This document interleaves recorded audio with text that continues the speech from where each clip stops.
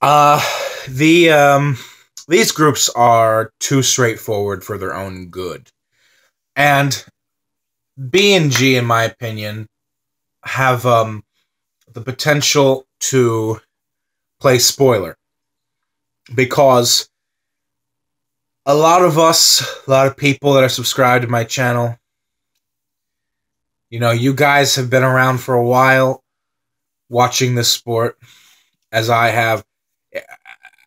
It's too good to be true. Something's gonna happen in one or both of these groups, in my opinion. Because that's just how it is. That's just how World Cups are. That's just how soccer is. You look at Group B with Portugal, Spain, Morocco, and Iran. I mean, the two clear favorites are Portugal and Spain, but I think Morocco and Iran are in with a fighting chance here. Because what has happened is Portugal and Spain have drawn arguably the African team and the Asian team with the two best defensive records from each of their continents. Iran not conceding a single goal until the final match day, when they already qualified against Syria. Morocco not conceding any goals at all. And they played teams in Africa like Ivory Coast, and Pierre-Emerick Aubameyang's Gabon. So I think Spain and Portugal are going to have an annoying time breaking Iran and Morocco down. I don't really see Morocco or Iran posing much offensive threat to Portugal and Spain because I think for the most part they're going to be playing defense. But if any teams from Africa or Asia can get results, it's these two. I really do believe. And I look at how these two teams are coached. I think Hervé Renard is a genius. Personally, I think he's probably the best coach in Africa at the moment. He's the only coach in history to win the African Cup of Nations with two different countries. He's not African. He's from France, I think. You look at Carlos Queiroz. He's been with this Iran team. He's got them well drilled. They've been together for more than 4 years, I think 5-6 years now. Look what they did in the last World Cup. They almost held Argentina to a draw. If not for Messi's heroics, his wonder strike in stoppage time, Iran would have gotten a point from that match in the last World Cup. I watched Iran closely in qualifying. They're better now than they were 4 years ago. They're even better than they were. They're the best team in Asia right now on current form. So you got the best Asian team in this group. Again, on current form. That can change when the World Cup comes around. And you got, in my opinion, either the second or third best team from Africa right now. Certainly the best defensive team in Africa.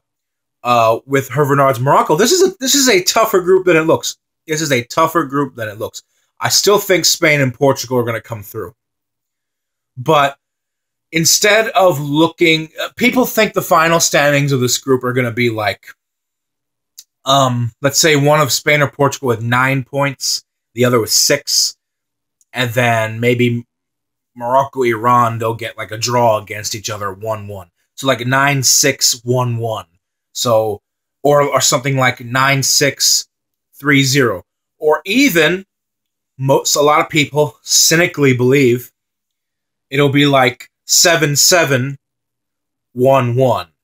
In other words, Morocco and Iran get a tie against each other, and then Portugal and Spain beat both of them, and then tie each other in the opening match. And then one of Portugal or Spain qualifies first on goal difference or something. So like 7-7, 1-1. No. It's not going to be that dominant. No. No. Not today. Not in today's world. No. Not with, like I said, the two best defensive teams from those continents. That's not going to happen because I think that you look at Portugal. I said this many times and I'll say it again. Portugal's a team that plays to the level of their opponents. They do. They can destroy sides like the Faroe Islands and Andorra and Latvia, certainly in qualifying. But for the most part, in competitive games, look back at Euro 2016. 3 draws in the group stage. They drew Iceland, they drew Hungary, they drew Austria. 3 teams they should have beaten. They only went on to win the European Championship because of the change in format to 24 teams, and then the best third-place team advanced. Portugal finished 3rd. They advanced as one of the best third-place teams, and they went on to win the European Championship, which they deserved to win, of course. But I don't know. Portugal, to me, in major tournaments, they seem to start off slow. That's just my opinion. I also think the 4-0 victory against New Zealand in the Confederations Cup doesn't count because Iran and Morocco are both better than New Zealand. I don't see Portugal. If any team in this group is going to score a lot of goals on Iran and Morocco, it's going to be Spain. It's going to be Spain. It's not going to be Portugal. Portugal doesn't roll that way. So right there, Spain has an advantage to win this group on goal difference. Personally, you know, a lot of people are looking forward to that Portugal-Spain match. I think it's going to be boring. I think that match is going to be the exact opposite of the opening match of Group B back in 2014, which also contained Spain, against the Netherlands, where that was a 5-1 drubbing, and the Netherlands getting revenge from losing the previous final of the World Cup before that. Netherlands versus Spain in 2014, 5-1. I think this is going to be the exact opposite. I think this is going to be like a 1-1 result, because I think that Portugal and Spain, because of the fact they're playing each other first, and because of the fact they're playing lesser opponents afterwards in the next 2 matches for each of them, they're going to want to avoid mistakes. And I also think that not only that, but they want to battle out for who finishes first in the group, but I think it has potential to be a very lackluster affair. I think that they're going to cancel each other out. And there are also 2 teams on the same peninsula. They've won several of the last few major tournaments. Spain winning the World Cup and 2 Euros. Portugal winning the European Championship. They're very familiar with each other. I think they're going to cancel each other out. I think it's going to be a draw. I'm actually very interested to see the Iran versus Morocco game. That's going to be enticing, because most likely, if one of Iran or both of Morocco want to survive this group, they have to get the full 3 points in that opening match between Iran and Morocco. One of them, most likely at least, have to get the full 3 points. They have to.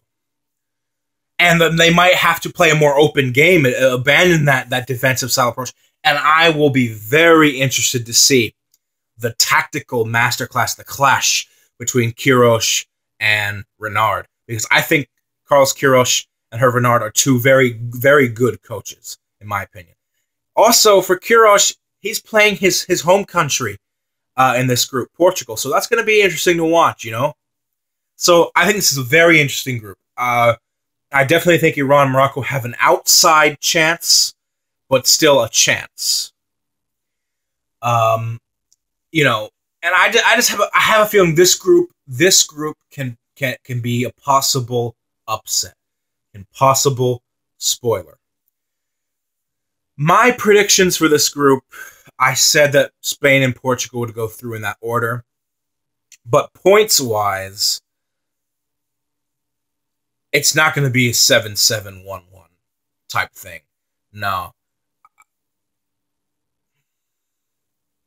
Would you call me crazy if I said 5-5-2-2? Because I think what will happen is I think Portugal and Spain will tie each other. I think Iran and Morocco will tie each other. And I think that Iran will get a tie against one of Portugal or Spain, and Morocco will get a tie against one of Portugal or Spain. Choose whatever combination you like. And then Spain and Portugal finish on the same number of points, and then Morocco and Iran finish on the same number of points. And then Spain, Portugal go through. This is going to be a tough group. I think it's a tough group. I really do think it's going to be a tough group. I think we could see somebody playing the role of spoiler. I really believe that. So, you know, leave a comment below, like, subscribe. I'll see you in my next video. This is part 1, because part 2 I want to talk about Group G. So, see you later. Till then, much love. Peace out.